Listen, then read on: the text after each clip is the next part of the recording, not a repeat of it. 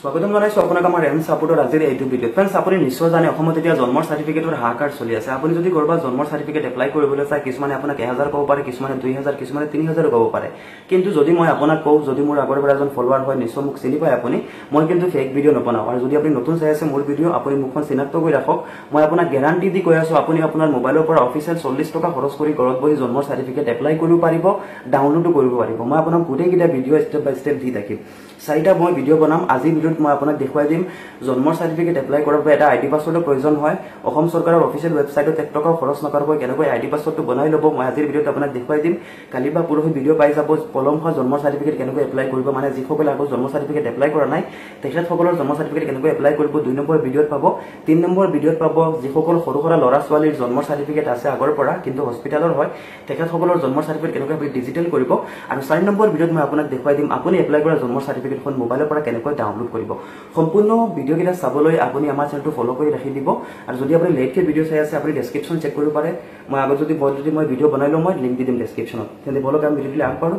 তো ফ্ৰেণ্ডছ, আপুনি প্ৰথমে আপোনাৰ মোবাইলৰ যিকোনো এটা ব্ৰাউজাৰ অ'পেন কৰিব। মই এতিয়া ক্ৰোম ব্ৰাউজাৰ অ'পেন কৰিছোঁ আৰু আপুনি চাৰ্চ বাৰত টাইপ কৰিব সেৱা সেতু লিখি। চাৰ্চ কৰাৰ পাছত একেবাৰে ওপৰত যিটো লিংক আহিছে আপুনি এইটো লিংকত ক্লিক কৰিব। এইটো লিংকত ক্লিক কৰাৰ লগে লগে সেৱা সেতুৰ অফিচিয়েল ৱেবছাইটটো এনেকৈ অ'পেন হৈ যাব।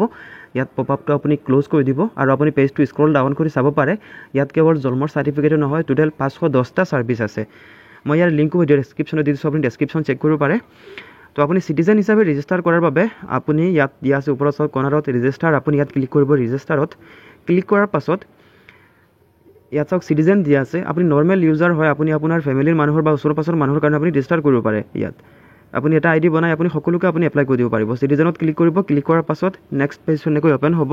ইয়াত নতুন ইউজাৰ আইডি পাছৱৰ্ড বনোৱাৰ বাবে তলত চাওক দিয়া আছে new user sign up for Meri Pehchaan. আপুনি এইটো অপশ্যনত ক্লিক কৰিব। এইটো অপশ্যনত ক্লিক কৰাৰ পাছত নেক্সট পেজটো এনেকৈ অ'পেন হ'ব।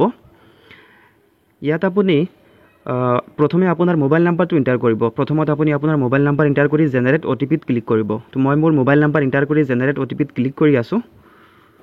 লগে লগে আপোনাৰ মোবাইলত এটা অ'টিপি আহিব, অলপ সময় ৱেইট কৰিব লাগিব পাৰে। এয়া চাওক মোৰ অ'টিপিটো আহি গৈছে। এতিয়া মই অ'টিপিটো ইয়াৰ পৰা কপি কৰি তলৰ বক্সটোত মই পেষ্ট কৰি আছোঁ। আপুনি মেনুৱেলি এণ্টাৰ কৰিব পাৰে। মই অ'টিপিটো পেষ্ট কৰি দিছোঁ আৰু মই ভেৰিফাই অ'টিপিত ক্লিক কৰিছোঁ। ভেৰিফাই অ'টিপিত ক্লিক কৰাৰ লগে লগে চাওক অ'টিপি ভেৰিফাই ছাকচেছফুলি। এতিয়া চাওক দিয়া আছে গিভেন নেম। এইটো বক্সত আপুনি আপোনাৰ নিজৰ নাম এণ্টাৰ কৰিব। আপুনি আপোনাৰ নিজৰ আইডিৰ পৰা যিকোনো মানুহক আপুনি জন্মৰ চাৰ্টিফিকেটৰ বাবে এপ্লাই কৰি দিব পাৰে। ইয়াত মই মোৰ নিজৰ নাম এণ্টাৰ কৰিছোঁ। নাম এণ্টাৰ কৰাৰ পাছত জেণ্ডাৰ আপুনি চিলেক্ট কৰিব, মেইল নে ফিমেল। চিলেক্ট কৰাৰ পাছত তলৰ বক্সত আপুনি আপোনাৰ ডেট অফ বাৰ্থ এণ্টাৰ কৰিব লাগিব। ইয়াত মই মোৰ জন্মৰ তাৰিখ এণ্টাৰ কৰি আছোঁ। জন্মৰ তাৰিখ এণ্টাৰ কৰাৰ পাছত আপুনি স্ক্ৰল ডাউন কৰিব।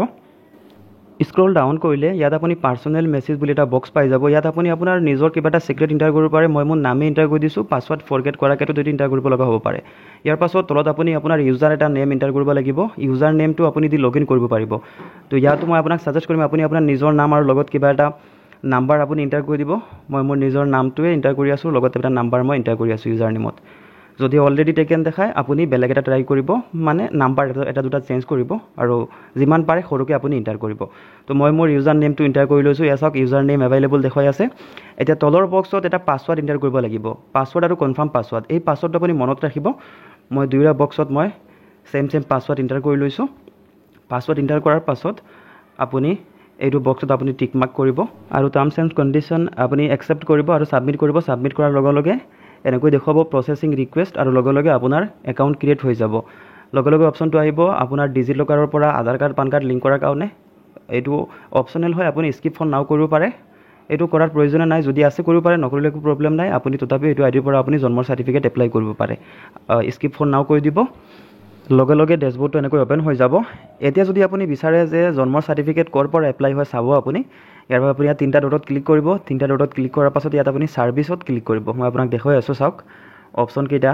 ইয়াত আপুনি ছাৰ্ভিচত ক্লিক কৰিব। ছাৰ্ভিচত ক্লিক কৰাৰ পাছত ইয়াত চাওক লিষ্ট অফ ছাৰ্ভিচ। ইয়াত 512টা ছাৰ্ভিচ আছে। ইয়াৰ ভিতৰত এটা জন্মৰ চাৰ্টিফিকেটো আছে। ইয়াৰ বাবে আপুনি ছাৰ্চত ক্লিক কৰি DELAY ডিলে BIRTH লিখি আপুনি স্ক্ৰল ডাউন কৰিব। লগে লগে আহি যাব চাওক 492 service, permission for delay birth registration আৰু ছাইটত দিয়া আছে এপ্লাই। আপুনি যদি এপ্লাইত ক্লিক কৰে এপ্লিকেশ্যন ফৰ্মৰ পেজটো এনেকৈ অ'পেন হৈ যাব। ইয়াতো আপুনি চাব পাৰে কিমান টকা কাটে।